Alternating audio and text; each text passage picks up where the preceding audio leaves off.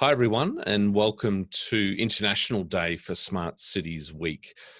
This is the first of 3 sessions that we are bringing to you as part of International Day, and we're starting in LA this morning, and then we'll be going to Tel Aviv early afternoon and then ending up in London later this evening. Thank you so much for joining. I wanted to share a few little notes with you first before we introduce our guest for today, Jeanne Holm from the city of Los Angeles. What I'd like to let you know is that this recording will be on our YouTube website in a couple of hours. If you search Smart Cities Council, Australia, New Zealand, you'll find that recording there. The question and answer box is not relevant for this recording, of course. This session is being brought to you as part of a broader program of Smart Cities Week. Yes, it's called Smart Cities Week. Typically, it's a week. 2020 has thrown certainly some curveballs at us. So Smart Cities Week is coming to you via a series of online engagements over an 8-month period. And we're about or just over halfway through. Encourage you to head to our website, scwaustralia.com, to see what else is coming up in the next few months. So with that, let's turn to our guest today. Jeanne Holm is joining us from LA, a resume that certainly speaks volumes in terms of experience around everything innovation, digital and data. Her current role is Chief Data Officer at the City of Los Angeles in the Mayor's Office. And Jeanne joins us now from LA. Jeanne, welcome. I'm going to turn the screen sharing over to you and look forward to hearing from you. Great, thank you so much. And I appreciate being here today and sharing what we're doing in Los Angeles, and hoping to hear from some of you online as to what you are doing with your smart city initiatives during this extremely trying time in our time here on Earth. So I want to talk about how we're evolving our city into a smart city. I think it's an ongoing effort for all cities, and really focusing on how we're using technology and data. I think this year has really helped to focus a lot of what we do to think about people in the equation. So a lot of times in smart cities, we're thinking about sensor technology or data or machine learning or artificial intelligence, and we always think about the people in the middle of all of that, but we really this year are thinking differently, I think, in how we take our approach to smart cities and how we utilize that to make LA a better place, or to make any city a better place. So I'm going to start out a little bit with what I know all of you have experienced, which is what's happened when one day, whether it was February or March or April, you basically had to close down many city offices and many city functions. When we did that in Los Angeles, it was mid-March. We looked at what we wanted to have happen during this incredibly rapid transition, where we basically needed to send most of our employees home to make people safer at home. We had a safer at home quarantine where we're asking people to severely restrict and limit all of their movement around the city to only the most absolute essential need. So our intent during this time was really to improve health outcomes in coordination with the state and county, to make sure our state staff was also safe and well, because we couldn't manage the city without having our staff able to do their jobs, keep the essential city services running, but of course not all city services could continue to run, so we had to make some selections. We wanted to support teleworking in a big way and virtual public meetings. I know you've all gone through probably a lot of Zoom bombing and variety of things that have happened. And then really looking at how to make sure that the public had the most up-to-date information in the most understandable and actionable way.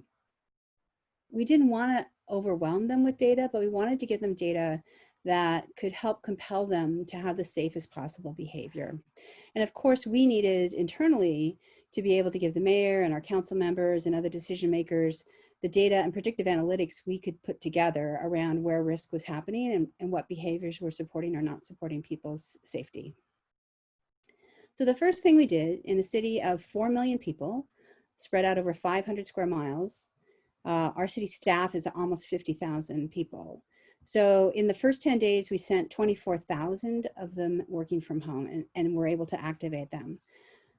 The sites I'm going to show you here and that are linked at the bottom of these screens are all open to anybody in the public. So you can kind of connect to, you can look at the connect to lacity.org site, and you can see some of our city policies, the procedures, how people were able to connect securely to their work computer, how they could use a city smartphone as basically a base of operations and then connect that to a home computer.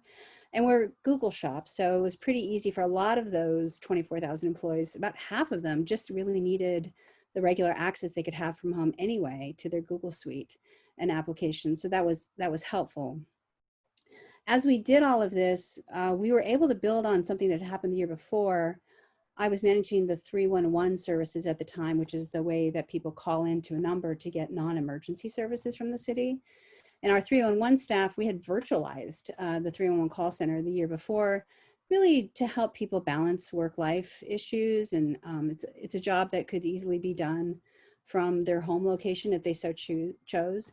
And so we'd already worked through all the issues with our labor unions and our staff for a large call center. We were able to build off of those policies and changes very rapidly so that it was a very, very seamless and relatively easy transition for our 24,000 employees who worked from home. The other employees are people who repair the streets and pick up the trash and feed the animals at the zoo and staff our homeless centers and pass out food. And so we have a lot of other positions that don't telework as well. We also wanted to make sure people were staying informed. So we built a new site, a new website where we integrated all of this information. So there was a one place to find any kind of information that linked out to lots of others. I also ran 3 television stations for the city at the time and social media. And so we really focused in having the mayor give nightly press conferences, which he still does every night, just to keep people informed, understand what is sort of priority. There's been lots of things happening this year, and there have been lots of opportunities for open conversation between the mayor and reporters in a socially distanced way. And then we've done a lot over social media. We're also in the middle of our census, which happens every 10 years here in the United States, and trying to get people to help them understand the need to complete the census during a pandemic and a recession and a lot of public discussion around racial justice. There's a lot on people's plates here in the United States, as there is everywhere in the world. And part of getting that information out to people was going on television for those across the digital divide, online, through mobile apps and information, and through social media. And so we really consistently provide that information and that messaging. We also stood up a lot of services that we don't normally do as a city. So in the US, the county, which is like a larger regional area, that's about an 11 million person population in Los Angeles. The county manages things like public health, mental health, food, some of the housing pieces, we do that collaboratively. But in the city, we actually stood up a ton of new programs. So I'll just point out a few of these. One is the Angelino card. So we actually created, and we built on this, we gave away 37,000 cards that was funded by private donations. And these cards gave people an immediate $1,500 to be able to go out and with a debit card buy, most of them bought food or whatever else they needed. So this was really to some of the poorest folks in Los Angeles. There was an application process. And then from that, we've actually built out a new Angelino account that now is integrating all city services together to be able to give a single logon, to be able to help people get access to the services that they might need, and to be able to distribute funds more easily and contactless in this time of COVID to people who need those funds under certain programs. We have other programs here. Project Room Key is helping our homeless population get off the streets and into hotels. And those hotels benefit because they are able to accommodate and get payment for rooms that, tourism is down all over the world. Here it's down by 89%. So the hotels are actually being able to retain staff and have occupancy. We're getting people who are vulnerable off the streets and into stable housing. And it's just a really great program. We provide free emergency meals for seniors. We did a small number of these before, but now we deliver to homes over 60,000 meals a day. So seniors don't have to go out at risk. and we buy those meals from local restaurants. So again, trying to make sure that we are trying to keep the local economy vibrant while we're also doing the things necessary to keep people fed and safe. When we think about all of these solutions, and then we think about smart cities, we can't do it without thinking about the digital divide. So we have been working for years around digital inclusion efforts, really kind of at the base layer of infrastructure, working with all of our telecommunications companies to make sure that every spot in Los Angeles is covered with at least 2 providers. And we've worked that a lot and been able to be very successful at it. Now we're also making sure that all of those providers have very low cost or free options. So we've been working through a new telecommunications and digital equity forum. All the telecommunication companies, including Starlink, Elon Musk company, work through that to talk about things that they need in helping to build out their 5G infrastructure faster. We've been a 5G city for 2 years now, as well as how we need them to build out in our digitally disconnected neighborhoods. We stood up this site called Get Connected Los Angeles. You can go here, put in your address, and it works for actually anywhere in the country. You can put in your address and it will give you all of the options available for free or low cost internet and computers for you in your neighborhood. And so this has been a great way to help the kids as they're starting back to school to make sure everybody's got a device and everybody's got low cost internet. We also wanted to make sure that during this time of COVID that people had information, but that it was in an as easy to understand a way as possible. So this is a screenshot of our current recovery dashboard. This is today's screenshot. And what you're seeing here is kind of on the right-hand side, these are just examples of some city services. You know, we're out gathering personal protective equipment, we're making sure streets get paved and building permits get issued. There's still lots of construction happening. And so we just wanted people to know that there's still activity going on, that the city is still functioning. In the middle are some of the programs I mentioned before with our senior meals and Project Room Key.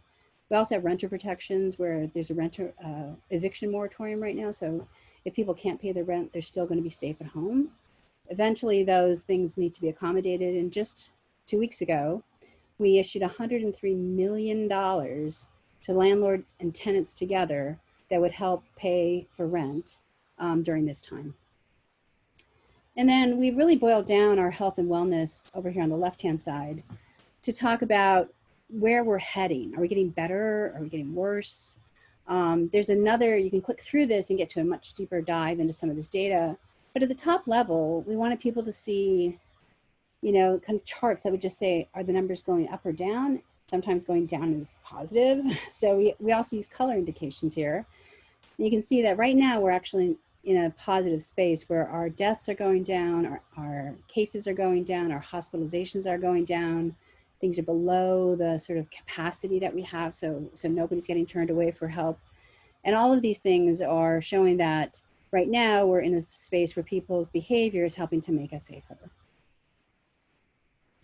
As we did all of that work in trying to move the city virtual and stand up these kinds of initiatives, we also realized that there were some things we didn't know the answers to.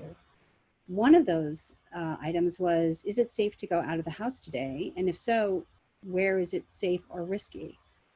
We looked around and we realized not a lot of people were working on this. So we issued a global challenge, our COVID Computational Challenge. We had 66 teams from 4 different continents come in and compete, over 400 people, to try to see if there's a way to identify a risk score to a specific location in Los Angeles on a specific day. So we know that some neighborhoods have higher numbers of cases per population than others, but we also know that some neighborhoods have more cars going in and out of it because we have transit information. We know when there might be large numbers of people that typically go to a location because we have historical information. We also know that where there are large numbers of congregate housing, like senior centers or senior housing. And so our teams put together all of these different pieces into a model, actually many models. And the team that won is actually in our own backyard at the University of Southern California. And their Autonomous Networks Research Group put together a really great model. It's linked here to GitHub.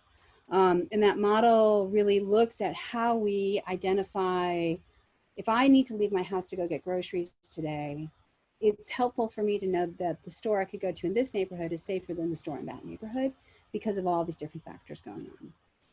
About half of our judges and folks who helped to design this were epidemiologists from the county and from UCLA, computational medicine, and from Children's Hospital, and about half were data scientists. So we tried to combine the nuances of the health model with the data science.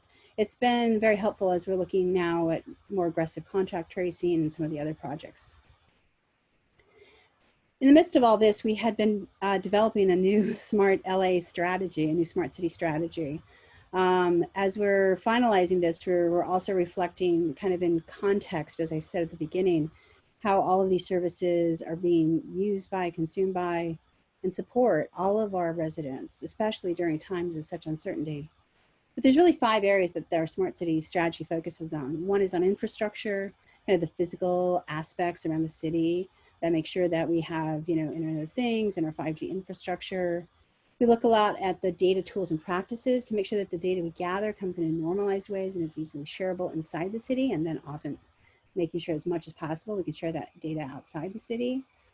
Making sure that our digital services and applications are moving forward. We've had to stop a lot of services during COVID and then sort of restart them up in a digital way. And we're just going to take that and kind of lean into it and move forward so that we don't go backwards, but we go forward as we're going through a digital transformation. So taking this moment in time to really say, how can we make sure that as we start to reopen, that we continue to be contactless, continue to be digital, continue to be equitable across all of the folks that we serve. And part of that equity is our 4th pillar, which is connectivity and digital inclusion, making sure that people have the ability to access, connect to, and have the digital literacy to use all of these kinds of services, whether it's inside the government or whether it's with our school district, where all our classes are online this year, or whether it's with other services that they need. And then finally, of course, wrapping it into a smart city governance. There's a variety of technologies that we use as we do this, everything from artificial intelligence, we're doing some new work in blockchain, we do gamification, I'll talk a little bit about that, and virtual and augmented reality, doing a ton on machine learning right now. The way these technologies end up getting used is a lot of it is consuming our information and our data on our open data portal. We have a geospatial data hub as well that's open to the public that allows people, even without really mapping skills, to be able to layer maps together and see if there's a correlation or interesting connection between 2 kinds of data, particularly for their neighborhood. And we also provide a variety of other data sources regionally through our data portal and through our collaborations. We have a LA Cyber Lab, which is an interesting organization inside the city that works with hundreds of our local businesses to be able to help them learn how to be cyber safe. So 66% of the LA businesses are started by immigrants and are small mom and pop shops. And so these are folks who may not have a lot of tech skills, but they're doing online transactions. And especially now during a time of COVID, they're doing online transactions. And so what we're trying to do is we share with them the best practices, how to secure their systems, what they should be watching out for, what we're noticing as sort of like regional vulnerabilities or hacking attacks. We just use it as an education forum to help people get better information. And we're also finalizing a digital code of ethics. So this applies to how we as city servants and our vendors and partners create systems that are equitable and without bias. And really how we make sure that we protect people's data and privacy as their data moves through and they interact with government systems, whether we design them ourselves or whether we hire somebody to design them for us. So these are pieces that we're trying to make sure that not only are we teaching people how to be safe and secure, but we're also taking a very transparent sort of code of ethics pledge ourselves to make sure that people can hold us accountable for those same sorts of practices. Now, we don't do this all ourselves. We have a couple of different programs that we reach out to the public to help us do this. Again, partly because we have so many people in Los Angeles with so many good ideas, and obviously not all of them work for the government. So we reach out to them. We have a huge number of great universities in the LA area, and we partner with 18 of those universities and colleges through our Data Science Federation. So we attract students and professors each semester to work on problems and challenges that come out of city departments, whether that's the zoo or our cannabis regulations, LA Police Department or Fire, Department of Cultural Affairs. And we also have opened this up to many other cities around the Southern California area. And so other cities also participate in this. Each semester, we work to make sure the students stay on track, and we essentially have them create a set of projects and analyses, maps, dashboards. It kind of depends what the department needs. It's been a super effective service. We ended up hiring about 10 to 15% of the students that go through this program, just because we have departments understanding the importance of data science and these young people bringing such amazing ideas forward to the city. We also have another program that has actually been super active during this time of COVID. We call it the Data Angels. Los Angeles means the angels, so we're the city of the angels.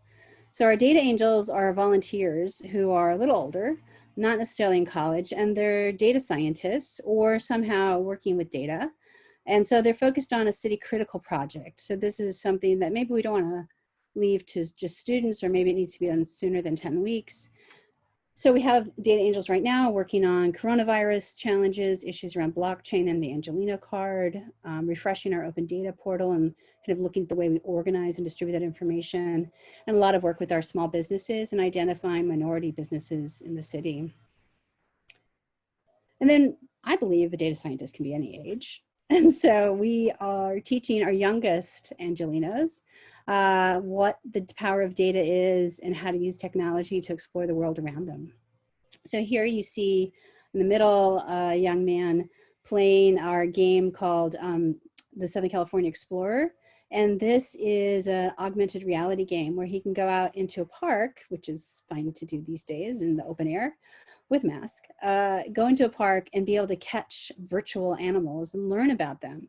Animals we wouldn't necessarily want him to interact with face-to-face, like mountain lions and bobcats, but we're really interested in seeing him do more of that online. And you can see in the bottom, kind of some of our kids in our libraries, this is pre-COVID obviously, doing our robotics classes and 3D printing. They're able to go into our podcast studio and create podcasts and distribute those.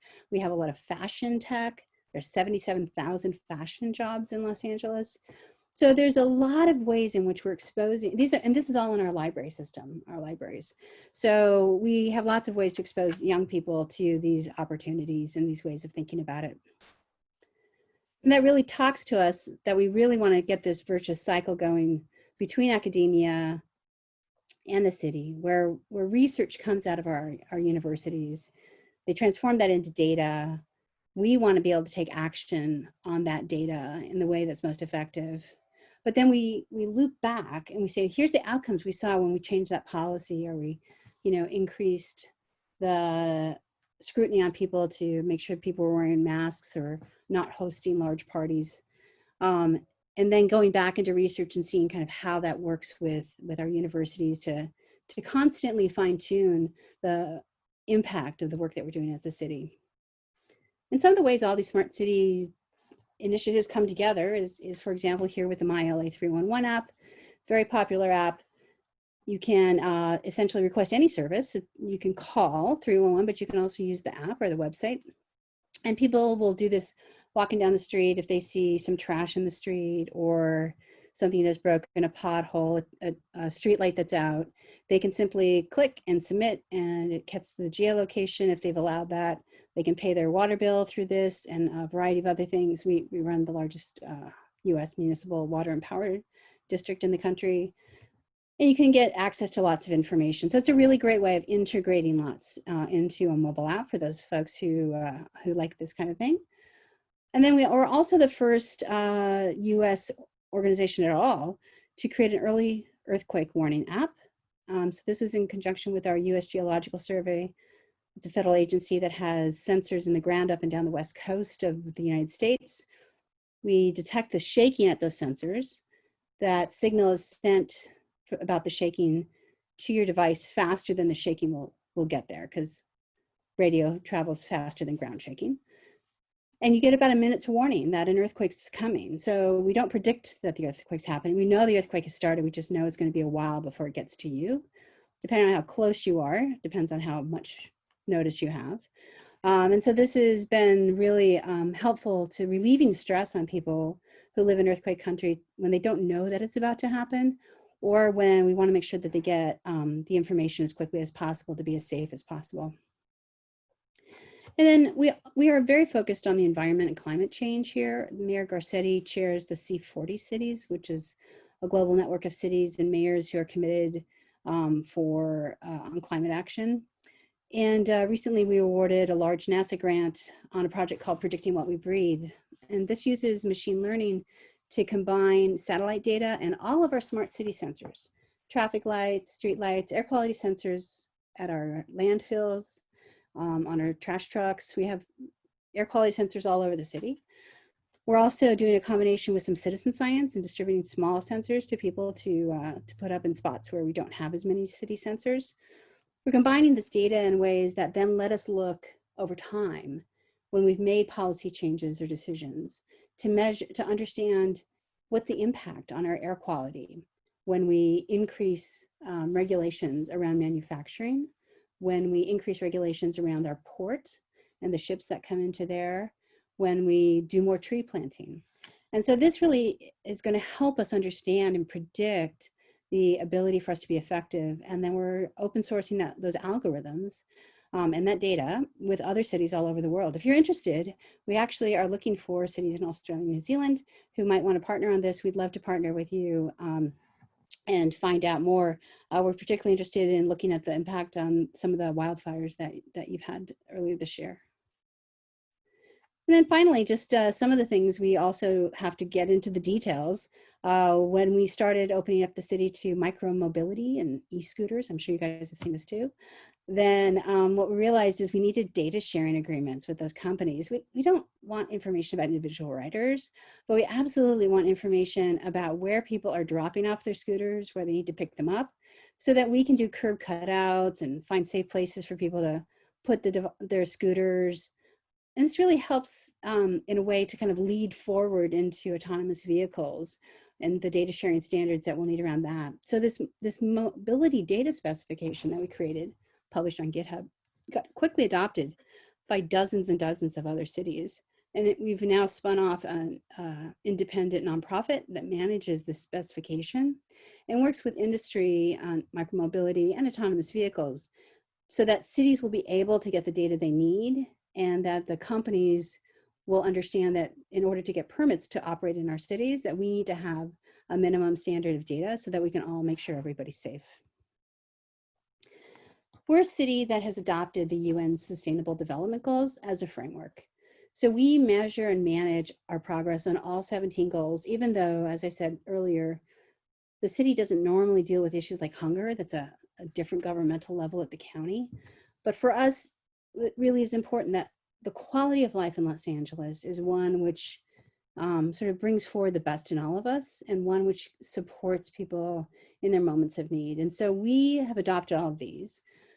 We have a website that you can click through to any of these different initiatives on the Sustainable Development Goals and find out all the data behind those, how we're doing, red, yellow, green, as we move forward with quality education and sustainable cities and climate action, because we really want to be as transparent as possible. And we often link to data from other organizations that reflect back to how the city's doing, because it's not just about our data, but about others' data as well.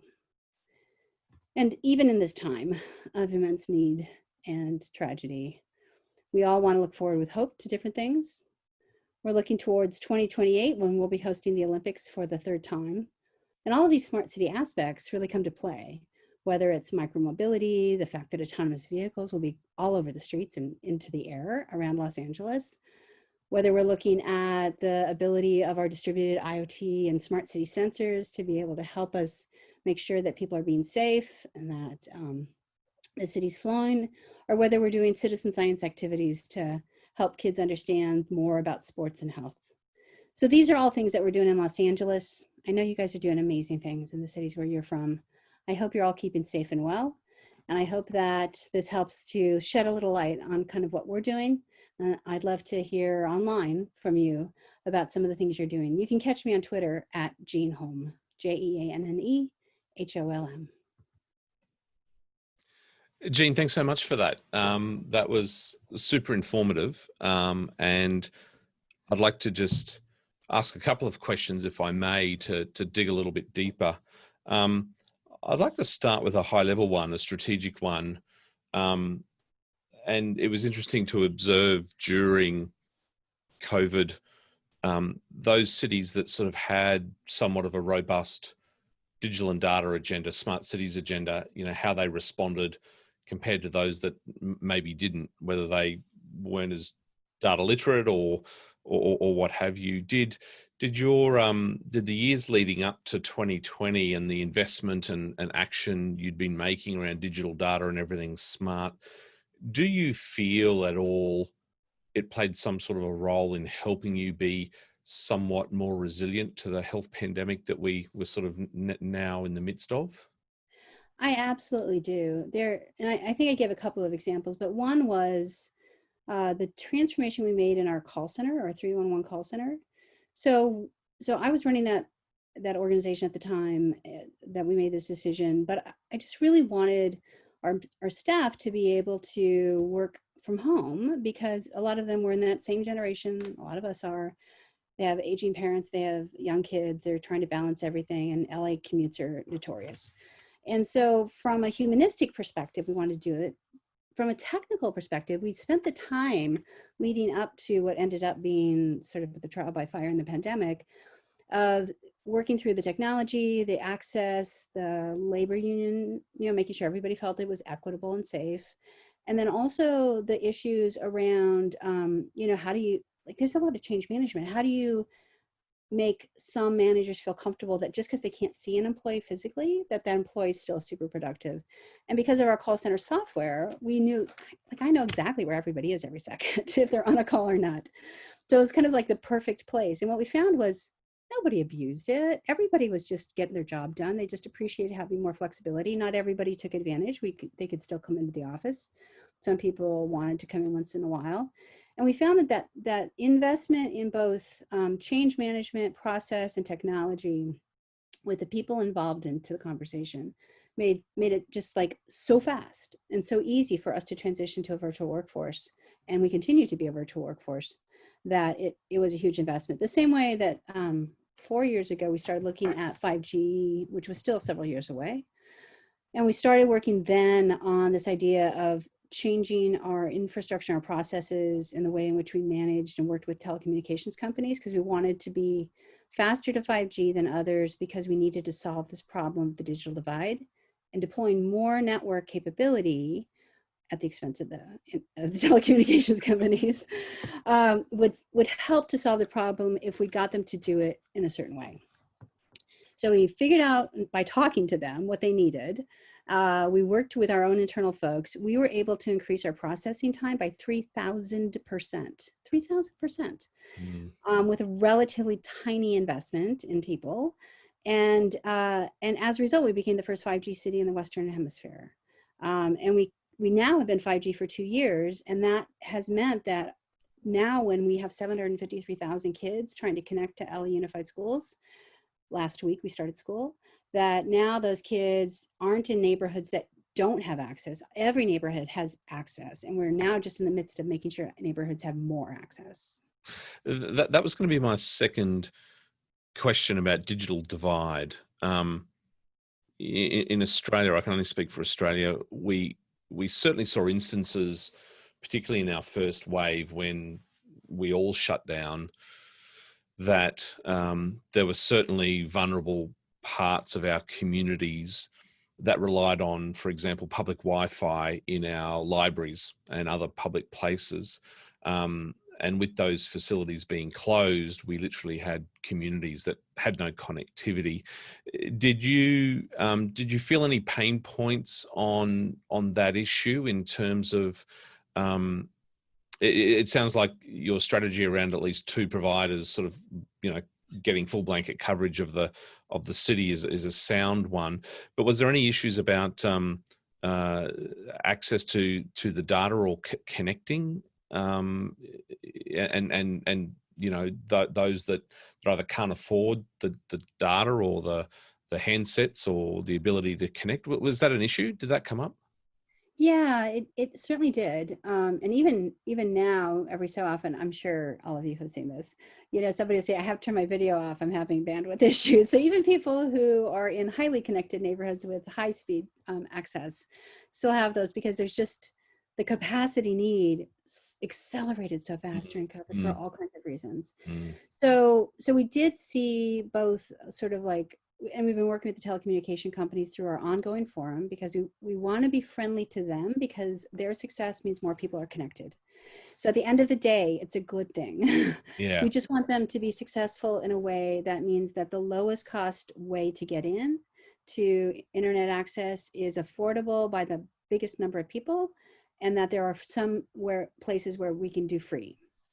So we make sure that all of the telecommunication companies have to have at least a reasonable offering at under $15 a month. Many of them have gone to $10 a month, and many, maybe all, but certainly most of them have gone to free for some period of time.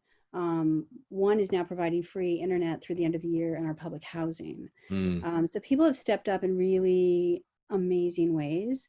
And then we just constantly have calls with all of those companies to say, here's the challenge around kids who are homeless and in school.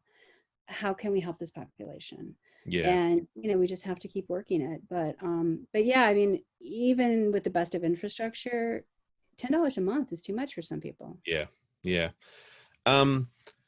Again, on the issue of social equity, the Angelino card and your comments there, Jeanne, about, I think I heard you right and mention private sector collaboration and contribution. If I did hear that right, can you tell us a little bit more about that role of the private sector in helping with that initiative? And I mean, that sounds like an incredible collaboration that probably takes a bit of work to pull together. It does. We have an organization that is associated with the city, which is called the Mayor's Fund of Los Angeles. So it's a way for philanthropies to, make donations to specific, they generally have a specific initiative. Like the work we're doing on the Sustainable Development Goals was actually funded by the Hilton Foundation through the Mayor's Fund. And so companies or philanthropies will come forward and say, we'd like to help kids in school, or we'd like to help animals in the shelters or the zoo, or whatever their passion is. We just had that group reach out and create something called the Angelino Fund. That's people in Los Angeles, we call ourselves Angelinos. And so we asked people to donate, and we had a lot of like $5 and $10 donations from people, which was amazing. We had several large corporations. There's a lot of gaming companies that actually did quite well financially during COVID when people were stuck at home. And they're based here in LA. They made some large donations. So we had over $45 million donated, which is a lot. Wow. Yeah. And what we decided to do was open up to people to apply to get a card with $1,500. That's a debit card. And then they could go spend that as they needed. There weren't any restrictions on the card. Although we looked the highest level. We didn't look at anybody's individual data, obviously, but we saw like what category, and almost all of the money was spent on food. So these are people really in need. So we just reached out to philanthropy and to corporations and to individuals and asked them to, look into their heart and step forward. And then we distributed all of that money out. Yeah. Yeah. Jeanne, my last question, it's around small businesses, small to medium enterprises. In Australia, we certainly saw them hit hard by the lockdown, whether it's small retail, food or other. There was an interesting sort of, there were many interesting instances of observing how quickly some could pivot to go online. A number had online presence, but certainly there were indications where there was a rush to get online.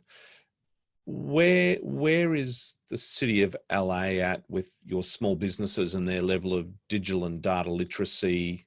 You know, have you got a sense of how many are online? I mean, here in our nation, small business is the engine room of the economy. I don't know what it's like in LA, but can you speak a little bit to small businesses and how they survived? Yeah, I mean, the sad reality is not all of them have, Mm, right? And some that are holding on now may not still be around when we come out of this pandemic. mm, We have been doing, so there's a few things we've been doing to help small businesses. So in the midst of all of those business card things I showed about the new services that we're providing, one was called LA Cares. And so we realized, so we have a big volunteer corps that we keep a registry of for people who want to volunteer with different kinds of things. And we had a lot of people sign up who were essentially tax attorneys and consultants and business advisors. And what we realized is we had some federal programs that were providing paycheck protection programs and small business loans that may not need to be paid back. But like getting through the bureaucracy of those was not a good thing. And mm, a lot of our small business owners, as I mentioned before, English is not their native language. It's difficult. So we connected folks, and we basically had a hotline you could call into and say, I'm a small restaurant, I'm struggling, I don't know what to do. And we would, as a city, help you through the process to get a loan, to get the paycheck protection, figure out how to manage curbside pickup if that was allowed. Different things at different times during the pandemic have been allowed. Now we have outside dining, but not inside dining. And so we've helped businesses that way. Just before the pandemic, we had started a program called Rebrand, which is, so this was face-to-face workshops at the time, but we're pivoting that now.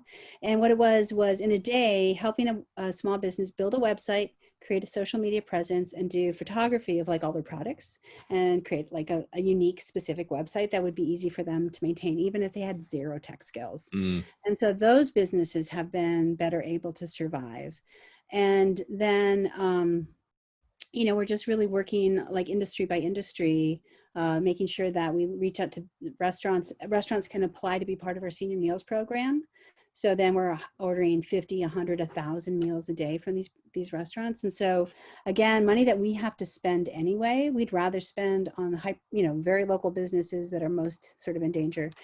The big fashion industry that we have in LA, I mentioned that before, we got them organized early on with a social media campaign to show like their creativity by creating really interesting masks, different fabrics and different representation. And then a lot of them got into essentially large scale manufacturing of masks very early in the pandemic. And so we were able to kind of pivot small businesses in fashion as well. I love that story and pretty much everything that you've shared with us today, Jeanne. I want to thank you on behalf of the Smart Cities Council and our listeners for joining us and sharing what you've been up to. Of course, there's pre-COVID things that you've shared during COVID, and I'd imagine that something like LA, 2028 is such an amazing sort of milestone and sort of mark on the horizon to look forward to. So certainly interested in tracking that as well. But thanks so much for joining us today for International Day at Smart Cities Week Australia, New Zealand. I think you've been able to sort of share some really interesting insights. And, we just love hearing from other cities as well in terms of how they're approaching things, what their priorities are. And it's been very very insightful and fascinating, and want to thank you for joining us from LA today. We finally got there with the connection, and hopefully we'll be able to connect with you again soon, Jeanne. Thanks so much for joining us. Thank you for your patience, and thanks to all of you. Stay safe. Thank Keep your you. city safe. Bye-bye.